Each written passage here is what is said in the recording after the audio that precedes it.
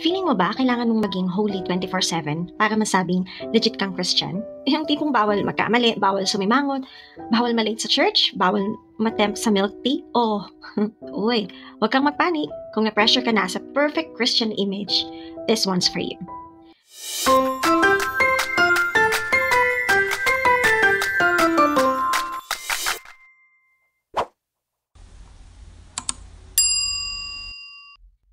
Hello guys! Welcome back to Pinoy Advice, ang safe space ng mga totoong tao na mahal si Lord.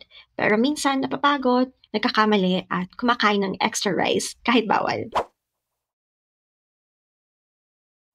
Huwag kang magpaka-plastic bes. Hindi mo kailangang i-memorize yung buong Leviticus para lang masabing devoted ka. Hindi sukatan ng faith ang dami ng verses na alam mo. God sees the heart, not the IG bio na Jesus is King. Be real. Mas gusto ni Lord ang honest kaysa performance.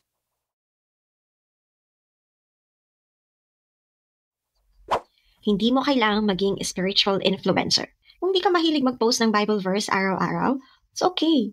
Faith isn't just in your content, it is in your character. Pwedeng hindi ka maingay online, pero malalim yung walk mo with God offline. At kung gusto mong mag-TikTok for fun, just go. Just don't forget your soul.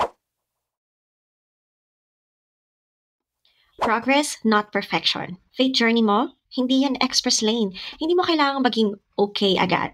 May grace sa mga taong nadapa, pero tumatayo ulit. Kung si Peter nga, di ba? Ilang beses nang nagkamali, tapos naging leader pa rin. Ikaw pa kaya? Surround yourself with real ones. Yung friends na hindi lang amen ng amen pero marunong ding makinig. Yung hindi ka i-judge kapag nag-share ka ng struggles pero ipagpe-pray ka talaga. Hindi lang sa comments, kundi in real life.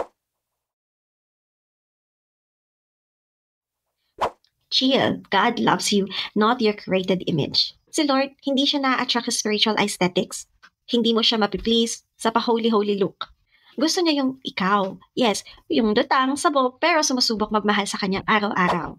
Kung relate ka dito, like mo muna tong video at i-comment mo, real pero mahal ni Lord. At syempre, subscribe ka na sa Pinoy Advice dahil dito, hindi mo kailangang perfect para matukoy.